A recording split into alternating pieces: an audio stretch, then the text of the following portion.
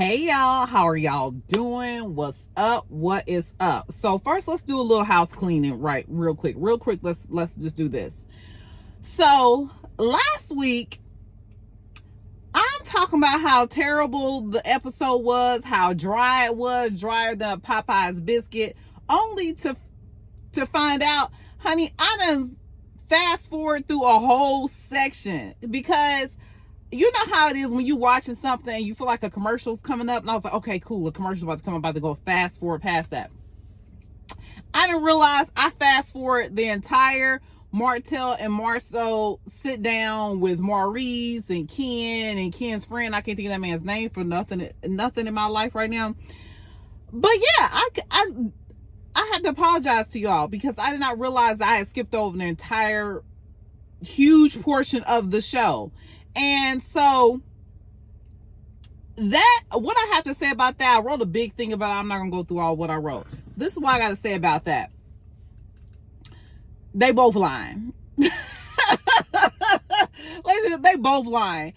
Why Marceau go into how he was the Bill Gates of real estate before he even knew Martell. And I like what Chris said. Chris said, well, if you already had all this going on, with all these properties, like he literally listed like 20 what they call doors. So he said he had 12 apartment units and 10 houses. Okay, if you got like 20 doors under your belt, why in the heck would you consult? Or because Martell said basically he consulted with him and they partnered up. Why would you even do that if you was doing so great on your own? So it's like Marceau, even Maurice was sitting there looking like, but he was doing his best to keep a straight face, to have his brother's back. Hey, look, kudos to you, Maurice, for sitting there and breathing through your brother's lie like that. But anyway, so they both was lying. They both enjoyed taking jabs at each other. Marceau just completely does not want Martell telling his business. Martell want everybody's business to be out there because he having mad day. So that's all it is about that sit down and meet up. And the other people sitting around the table in the little fire pills looking so uncomfortable, like they in the middle of their parents arguing during the divorce situation. So anyway, y'all. So that's what happened with that. The second thing, because we gonna jump into this past week's episode. We gonna get in there, but one more thing. So I have to just talk to you all about something very personal. And this hat that I keep trying to keep on my head straight is part of that. So you see this apparel and what it says. Okay. With some of the recent things that's come out, I decided to pull this clothing line that I was working on. And the reason why is this, not because I feel like Black people need to walk around being afraid or that we need to, silence ourselves. I'm not about to put a target. I'm not about to help them put a target on our backs. Do you feel what I'm saying? I'm not about to help them put a target on our backs. And I feel like right now is a time where, and a lot of people have been saying this, I feel like right now is a time where Black people, we don't need to be trying to take this burden on our own. We've been taking it on for hundreds of years. It's literally upon our backs and literally with our lives.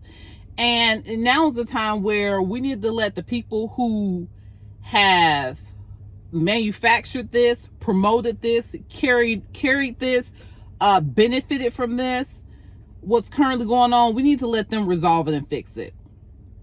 And I know for a lot of us as Black people, we understand injustice and we understand what's right and what's wrong. And we tend to want to be the people who speak out about these sort of things.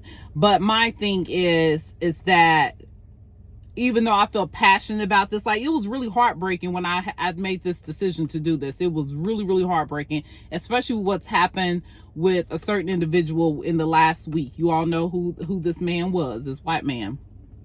And how people are up in arms about what happened to this white man and how they're doing their best to try to figure out who can we target and beat up because of this white man losing his life. And I'm not about to help them with that. And so I created this apparel. I was very excited about it. I started creating products. I was working diligently to make some even better products than what I had premiered. But we may come back to this and we may not. We may pivot to a different type of thing that we're gonna do. But I do appreciate you all, because some of you all did click on my apparel and took a look at it, and nobody bought anything. That's okay, because I could have been priced wrong. Or you just might have just been curious and it just wasn't the right time for you to adopt it.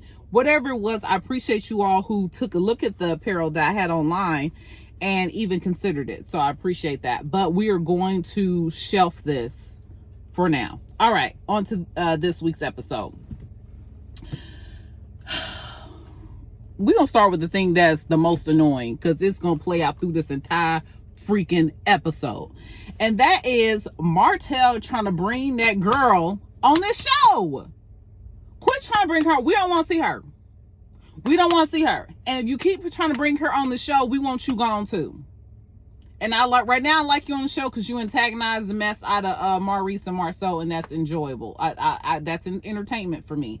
But you keep trying to bring this trap mouth girl on this show. I am done with you. Well, I've been done with Martell, but I am done with seeing you on this show. Quit trying to bring this girl on here. So the first scene opens up with Chris meeting up with Martell's investment property. And he talking about how he trying to move Ariane into his investment property. And Chris is like, you about to do that before y'all get married? And he's like, well, yeah, I'm just trying to take care of the family, you know, trying to have some place for my family to be, and Ariane's my family, etc., etc. And we're going to see throughout this episode that he finally admits to her, quote, being some form of a fiance. Did y'all hear what I said? Some form of a fiance. It's getting to the point where it's becoming just, it's like, you know, you get that feeling in your stomach like, I might have ate something wrong. That's how him bringing up this girl on this show every time it makes me feel like, can we not do this? All right. Next, we're going to talk about, so Kim, the next scene is Ken sitting down with his friend. Oh my gosh, I'm so mad. Oh shoot, his name almost came across my mind. But anyway, he sits down with his friend. And at him and Trisha's house. And Ken is basically like, I am sick of her attitude. Like every time I try to have a conversation with her, it's negative energy. It's a bunch of combativeness. I feel like we can't get to a solution on nothing. And I think the thing was, and that's the one thing you can't do, you can't embarrass no man in front of his friends. In front of my friends. So she embarrassed him when he was having some podcast. I don't know if they was filming it live, whatever it was. It was funny though, because you see her storming through there. She was just like, she was like a blur across the street, and he was like, I know you ain't about to just leave without giving me no damn kiss. Crickets.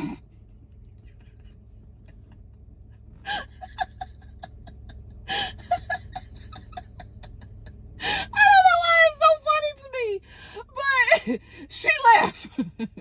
Whatever happened, she was like, whatever, I don't care about your friends. I don't care about you filming. I don't care about none of that. I'm out. You done pissed me off. But that was embarrassing for Ken. And one thing I know for sure, when it comes to men, you can't embarrass them in front of people. Especially not their friends, not their boys, because their boys ain't gonna let them hear the end of that. They're gonna be talking about them, embarrassing them. Honey, I should just take this hat off, but my hair kind of messed up. But anyway, she embarrassed him in front of his friends, and Ken definitely felt some type of way about that. And so Ken is just like, I'm just done. Like, no matter what I do is met with a bunch of confrontation. Like, we can't seem to get on the even playing field when it comes to our relationship. And he basically goes into like, every time I'm trying to talk to her, you know, the last time we had an argument below, she just sat there and stared at me. And probably because I feel like Trish has not learned how to put her words into emotion instead of into action. And I get that, because it took me a long time to get better at that as well. So I feel her on that. But it goes back to what I was saying. I just don't feel like Trish needs to be in a serious relationship. Well, she don't need a relationship at all, serious or non-serious, with anybody right now. She needs to be focused on her personal healing. And so anyway, then but Ken goes on to say, well, what she needs to understand is, if we split up, we break this thing up, when I leave, you know, she act like she don't care, but when I leave, a lot of stuff is gonna change around here. Basically saying like, there's gonna be bills that ain't gonna get paid. I'm gonna be taking property and things that I brought for this house. And I think it's like a car or whatever too that gets brought up later, that he brought a car. And I guess maybe either he brought it for Trisha's oldest son, or maybe he was letting him use it. But anyway, in the middle of their argument, Trisha's son, basically, it comes out later that Trisha's son comes into the middle of their argument and just slams the keys down. And I was just like, oh, that broke my heart, because I personally have a blended family, and I know that kids feel caught up in mess like that. And so you have to do better about not arguing and doing that mess in front of the kids. Y'all should not be doing that mess in front of the kids, to the point where you get one of the children so upset that they get emotionally involved and they end up throwing their keys at you, like, take these effing keys, you know? So I'm like, y'all need to stop that. But I feel like Trish is real good about that. I feel like she's so used to doing that with Marquez that she's doing it now in her new relationship. Okay, y'all. So that was just, actually there was Melody going live, and I was checking out what she was talking about. And I might share that with you all later on today or something.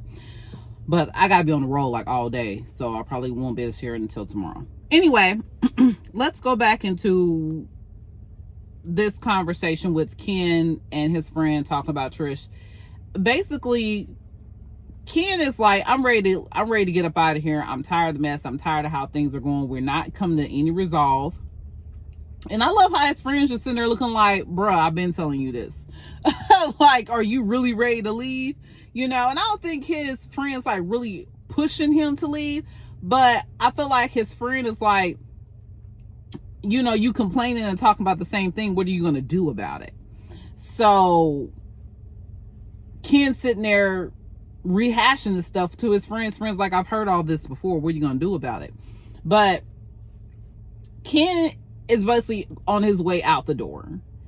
But I think Ken is one of those guys that once he invests in something or sets his mind to something, and I know a lot of men are like this, if they put their mind to something, especially when it comes to a relationship with a woman, the idea of it not working out is kind of detrimental to them. Like, if they put their mind to it when it comes to a relationship with a woman, it has to work out until they no longer want it to work out. Okay, so I think Ken is mostly feeling defeated, and he's not understanding when to say when in this situation with him and Trish. So the next thing that comes up is Trisha meeting up with Destiny and her friend Shannon. Now, I can remember her friend's name because they keep putting it up there, but they don't hardly ever put up. Oh my God, his name came to my mind again. But anyway, they don't be putting up Ken's friend's name. But anyway, Trisha meets up with Destiny and her friend Shannon. And I was like, why is your friend sitting there looking like that? Like, her friend was giving some very, and I understand you're on camera, you're not used to being on camera, but her friend was giving some very closed off energy, like she didn't want to be, almost like she didn't want to be being filmed at all. And it's almost like, okay, well, then don't show up. I mean, you do have a choice not to show up and be filmed. But she was looking so uncomfortable. It was making me uncomfortable. I'm like, we gotta let this lady loose. Let her out of here. She like she is like she had a GUN stuck to her back or something, pointed at her back. I'm like, girl, why are you looking so uncomfortable? And I understand she's filming, but it was so uncomfortable to watch her be so uncomfortable. I mean, it was so bad where she wasn't even making eye contact with Destiny most of their conversation. I'm like, lady, you in a conversation between, it's supposed to be a conversation between the three of y'all. You know, I think finally towards the end of their conversation that she started warming up and she started giving Destiny a little bit of eye contact, but it was like at first like she was in trouble or something. I was like, geez, this is uncomfortable. But anyway, Trish is basically letting them know, yeah, we've separated. Destiny like, oh my God, what is going on? But then Destiny and Shannon, which I thought was good, basically let Trisha know, like, you know, you have some part that you play in this. You don't want to be honest. You don't want to be transparent with a lot of things or how you're feeling.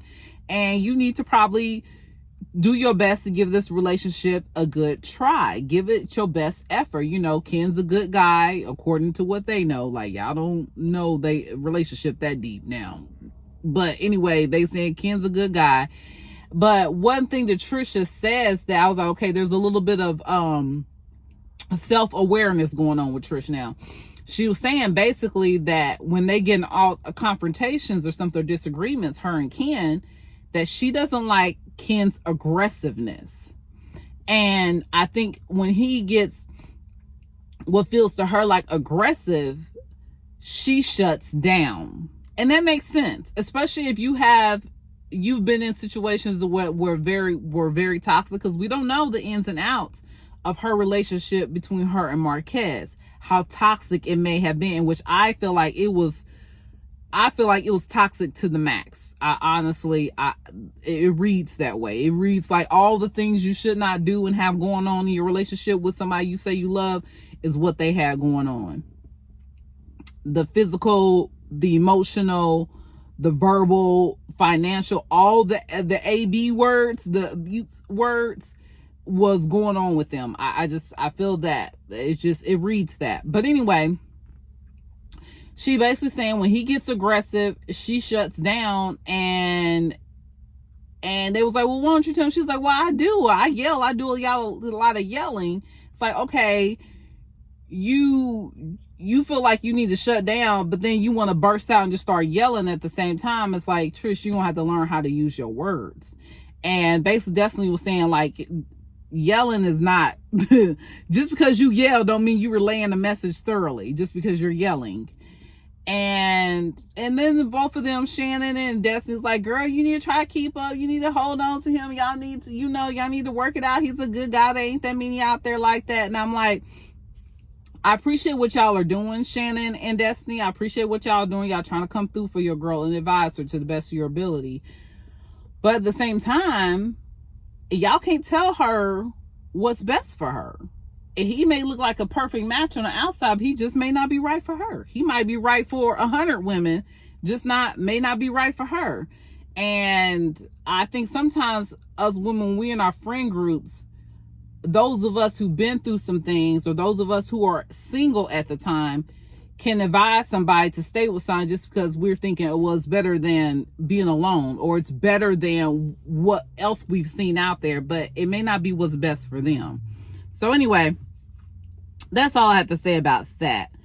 Oh no, I got one more thing. I told y'all they was separated a couple of months ago. I told y'all. But we see that they're basically back. They doing Instagram videos together. They was at Stormy's birthday party, so they back together. So anyway, don't worry about them. So the next thing is Martell and Marcel have their sit down.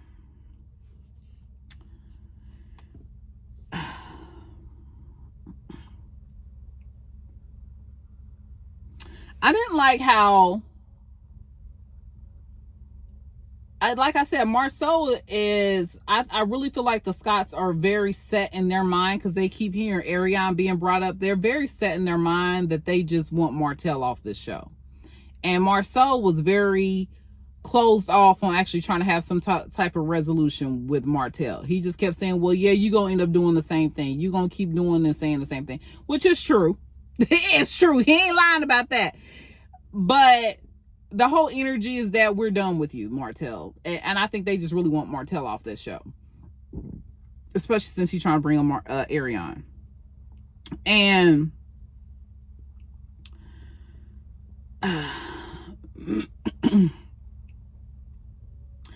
Marcel claims that him and Tisha didn't say anything, ain't did nothing to Martell. It's like, yeah, y'all did. You let your wife go on there and insinuate several times that this man was part of the LGBTQ community, and that was not okay. But you act like, oh, my wife didn't say anything about you, didn't lie about you, whatever however he put it. And Martell's like, please. And Marcel's like, I don't lie. Marcel's like, Marcel, you do lie. Like, come on. I think that's the most absurd thing. Now, that's gaslighting for you. For you to sit, even I'm not going to sit there and somebody say, I'll never lie. Come on now. I don't know a human being around here that walks around that's never told a lie. Whenever y'all call into your jobs and claim you are more sick than you actually are, the fact you ain't sick at all is lying. Or omitting things is lying. That whole conversation was uncomfortable to watch because Marcel just made up his mind he was just going to deny. Basically, you could see that he had made up his mind he was just going to deny everything. He was going to gaslight out of Martell, and Martell, the craziest thing is that in this conversation, Martell happened to come off as the victim, as the good guy, and we all know that ain't the truth. But in this conversation, this scene, the way Marcel was approaching the conversation, it made Martell look like he was the victim. Martell spin that pretty good because he definitely came off as the victim this time. And they agree. They ended up wrapping it up with basically saying they agree to not speak on one another anymore. But we already know that as soon as Martell feels like he don't want to do that, he's going to do that. Especially if Martell's trying to bring Ariane to the show. If Ariane makes it onto the show, you know all bets are off. He going to go all the way in.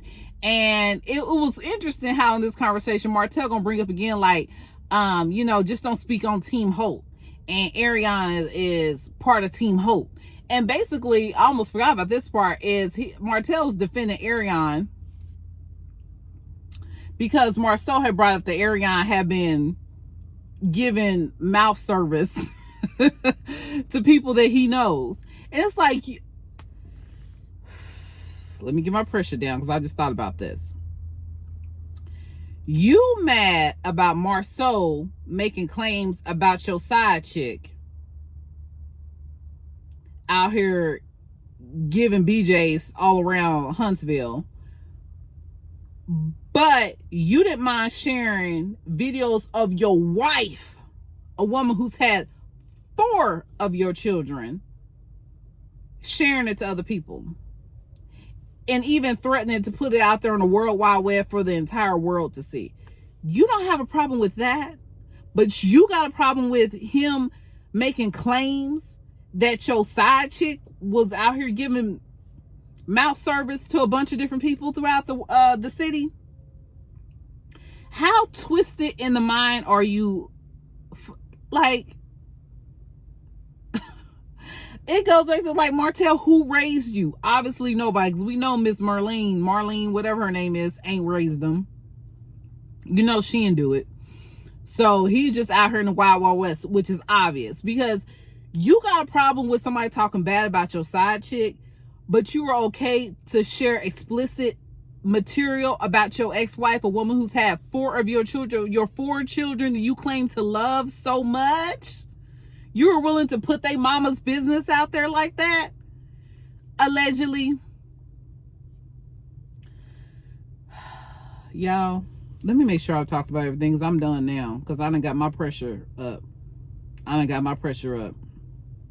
Yeah, y'all, that's the end of this video. I will talk to y'all next time. Y'all have a wonderful day. Bye-bye for now. Did you know that? I didn't know that. Now you know. Ugh.